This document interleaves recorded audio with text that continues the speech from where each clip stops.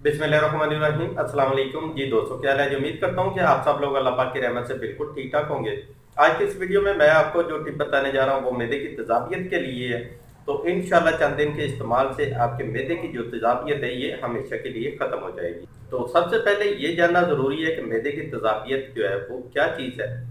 मतलब कि खाना हजम नहीं हो रहा, पेट भारी भारी है और खट्टे डकार आ रहे हैं, गले और पेट में जलन महसूस होती है, सीने में जो है खासकर ज़्यादा जलन आपको महसूस होती है और किसी भी चीज़ को खाने को दिल नहीं करता है और दिल घबराता है, ऐसे महसूस होता है जैसे कै आए या फिर वॉमिटिंग हो जाए।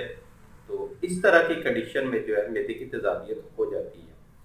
तो ऐसी सूरत हाल में आपने ये वाली टिप इस्तेमाल करनी है, तो इंशाल्लाह आपका जो मसला है ये हल हो जाएगा।